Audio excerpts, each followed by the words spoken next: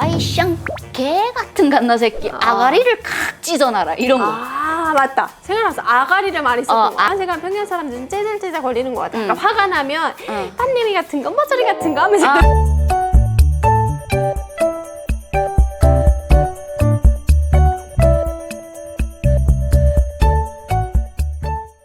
대중 공공장소에서 막 종교 이야기 카페나 이런 데 가면은 그런 것도 있고 막 그런 정치 얘기도 막 자연스럽게 하고 막 이런 거 보면은 어땠어요? 자연스럽게 못하게 하던데.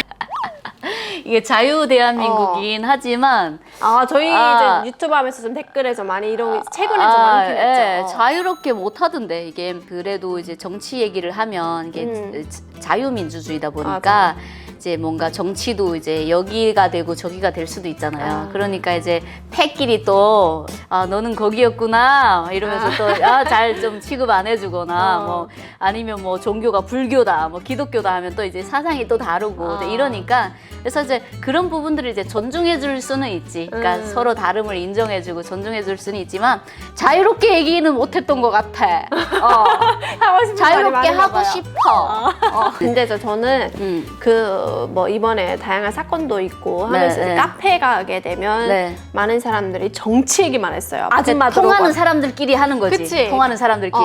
근데 그런 걸 들으면 이제 북한이라면 무슨 뭐 어디 잡아가지. 정치 잡아가고 잡아가지. 이러는데 사람들이 그냥 정치 얘기하고 또 어떤 카페에 가니까 하나님 그 근처에 얘기하고. 교회가 있어. 교회가 있는데 교회 사람들이 그걸 딱 온 거야. 다 종교 이야기만 하는 거지. 그치. 그러니까 뜻이 맞는 사람들끼리는 자유롭게 할 수 있지. 근데 자유롭게 하는데 그게 이제 잡아가지 않으니까. 그쵸. 북한은 또 이게 신을 믿으면 안 되잖아요. 그러니까 법상으로는 종교는 자유다라고 헌법에 나와 있지만 믿는 순간 갑자기 막 그 정치범 수용소에 보내고 막 이제 공개 처형하고 하니까 그러니까 이제 말할 수 있는 자유도 없지만 중국도 마찬가지로 공산주의다 보니까 이게 내가 마음껏 그런 대화는 할 수가 없고 또 종교 또한 마찬가지로 기독교 믿으면 또 그 간첩법으로 인해서 잡아가요. 그래서 종교 얘기도 그러니까 불교 빼고는 마음껏 할 수가 없어요. 근데 이제 대한민국이니까 그래도 뜻이 맞는 사람들끼리 앉아서 막 뭐 하나님이 어쩌고 막 스님이 어쩌고 막 그렇게 얘기를 하고 또 정치 성향도 이렇게 나오는데 이것도 자유니까 또 가능한 거죠. 근데 저는 가끔 댓글에 이런 거 있더라고요. 남편이 대구 사람이니까 얘는 남편이 극우라서 싫어 막 이런 댓글도 있어요. 근데 저는 신기해. 근데 이제 저희 뭐 하고 싶은 말이 많지만 딱 보면서도 이거 진짜 오해를 풀어드리고 싶다. 그래서 저는 그냥 참고 그냥 넘어간단 말이에요. 근데 그만큼 이제 되게 사람들이 이번에 계엄령이 있고 하면서 되게 예민해졌어요. 근데 저는 이 계기를 통해서 진짜 많이 배웠거든요. 정말 한국에 와가지고 4년 넘게 정치나 이런 데 관심 1도 없었어요. 저도 그랬어요. 왜냐면 저는 전 박근혜 대통령이 식당에서 겪었어요. 탄핵되는 거. 그래서 그때는 처음에 겪었을 때 한국은 좀 미친 나라로구나. 어떻게 대통령을 저렇게 탄핵을 하지라는 생각을 했단 말이에요. 북한에서 아예 상상할 수 없는 거니까. 근데 이번에 계엄을 통해서 얘 완전 깜짝 놀래고 이제 정신을 바짝 차리고 관심 있게 본 거죠. 계엄이란 단어도 사실 몰랐어요. 계엄령이라 해서 계엄령이 뭔데 이렇게 한국 사람들이 놀라지? 많은 것을 배우고 이제 저는 이번에 막 탄핵이 되고 하면서 외국인들이 전 세계가 관심을 가지고 들여다보고 얘기하는 거 보고 한국의 국민성에 조금 감탄하고 놀랬습니다. 그렇죠. 그러니까 이게 참 뭔가 이게 자유롭게 그 뭐라 할까 우리의 투표권도 다 우리 국민에게 있잖아요. 그러니까 대통령 뽑는 것도 우리 국민들이 하니까 그러니까 이제 가능한 거지. 맞아. 사실 저는 투표를 잘해야 된다 뭐 이런 것도 사실 없었어요. 개념적 자유 북한으로 잘해야지. 그러니까 이거 좀 북한의 그게 아직 안 벗겨지다 보니까 한국에 와서도 선거할 때도 그냥 대수롭지 않게 했단 말이에요. 근데 이번 계기를 통해서 내 한 사람이 선거하는 거에 따라서 이게 진짜 우리나라가 바뀔 수 있으니까. 바뀔 수 있구나라는 거 선거 진짜 내가 잘해야 되겠다. 참여를 잘해야겠다라는 생각을 너무 뼈저리게 느꼈어요. 그래서 많은 사람들이 유튜브에서 뭐 얘기를 해라. 너희가 이럴 때 나서서 해야 되지라고 했을 때도 저는 배웠어요. 배우는 단계였던 것 같아요. 댓글에 달고 막 제가 이제 라이브 방송을 좀 몇 번 했었거든요. 근데 노래를 부르니까 또 이제 지금 나라가 이 상태인데 또 노래를 부른다라고 또 이런 얘기를 하고 또 그러니까 내 의도랑은 전혀 상관없는 댓글들이 이제 나오니까 근데 어떻게 이제 사람들을 다 만족시키겠어요. 그러니까 좋아하는 사람은 좋아하고 싫어하는 사람이 싫어할 수 있지. 그러니까 이제 나를 다 좋아해달라고 이거는 욕심이니까 나는 나의 성향을 존중하고 그러니까 나의 그 정치적인 생각도 이제 있으니까 그래서 그냥 그런가 보다 그렇게 생각을 하고 크게 신경을 안 써요. 그러니까 크게 신경을 안 써요. 이게 네 그렇습니다.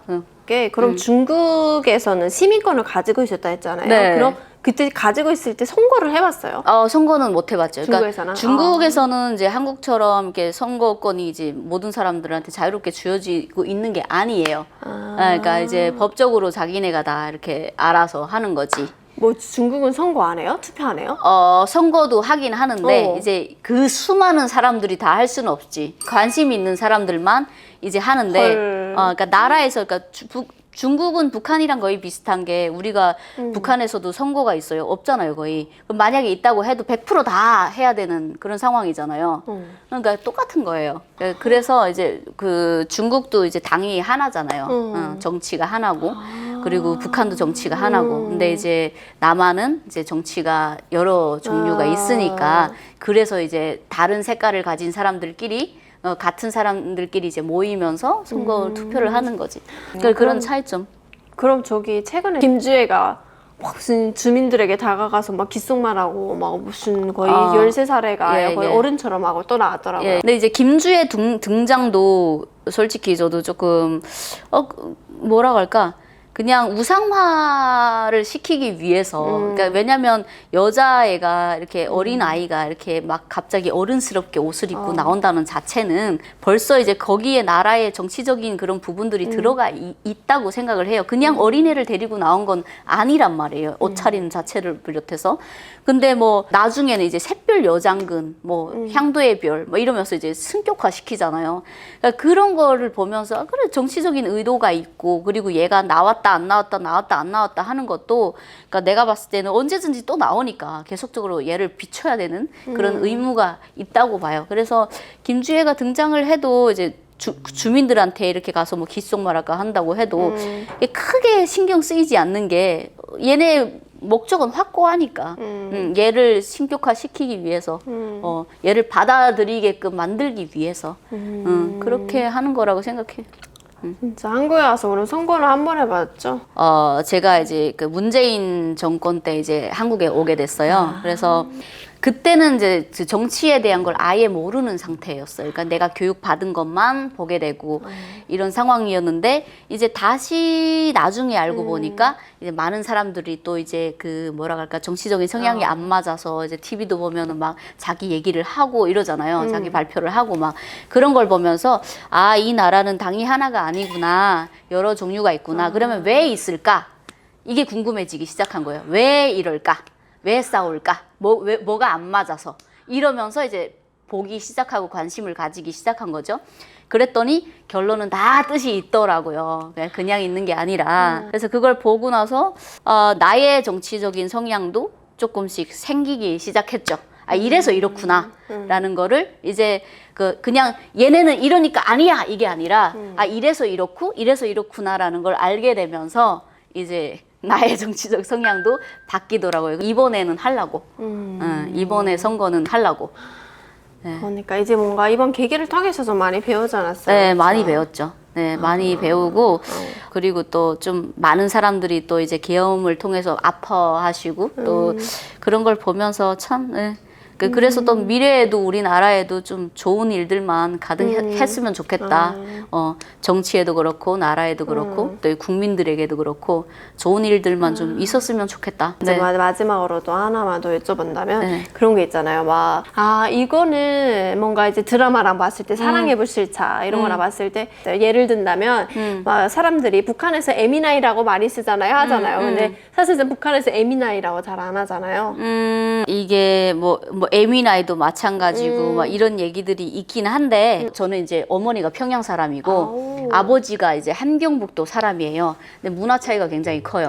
근데 에미나이라는 말을 저희 쪽도 많이 안 해요. 그러니까 거의 해본 적이 없죠. 근데 저는 솔직히 에미나이라는 단어가 이게 좋은 뜻인지 나쁜 뜻인지, 그러니까 솔직히 어떤 사람은 이게 가시나라고 얘기를 한다, 뭐 이런 얘기를 하고 있고, 뭐에서 기래 이런 거는 이제 평양에서만 또 이렇게 많이 쓰잖아요. 뭐 왜 기래 이거 막 이러면서. 맞아. 근데 길티?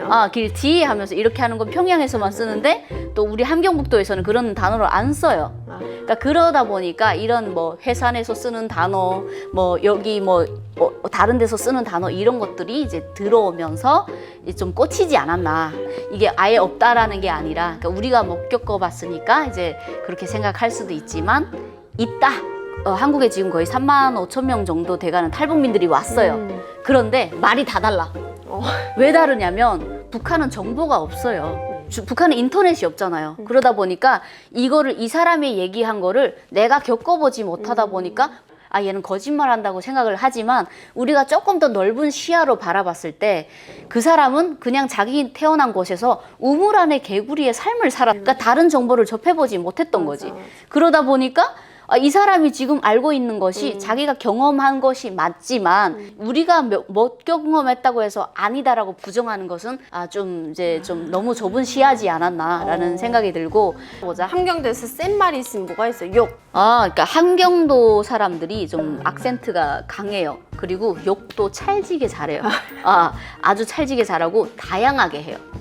좀 제가 봤을 때 좀 센 말은, 이게 방송이니까 아이샹 개 같은 갓나 새끼, 아가리를 칵 찢어놔라 이런 거. 맞다. 생각났어. 아가리를 많이 썼던 것 같아요. 아가리를 입을 찢어 놓겠다라 이런 얘기를 해요. 그리고 함경북도 사람들은 말보다 행동이 먼저 앞서서 폭행을 하는 게 좀 세요. 그러니까 이게 뭔가 아가리를 찢어 놓겠다 이렇게 하면은 이제 상대방이 와가지고 막 이렇게 싸우는 게 아니라 그냥 손이 가지 막 부시고 하는 거지. 근데 이제 평양 사람들, 그러니까 우리 엄마 같은 경우에는 맞아 죽어도 입을 안 다물어. 이래 이거 병신 같더니 뭐 어쩌고 막 이러면서 이제 혼자서 계속 해요. 와서 뜯어도 계속 그렇게 하는 거지. 그러니까 입을 안 다물더라고. 제가 평양 사람들 좀 째질째질 거리는 것 같아요. 그러니까 화가 나면 빤님이 같은 거, 머저리 같은 거 하면서. 그러니까 입으로 약 올리는 거지.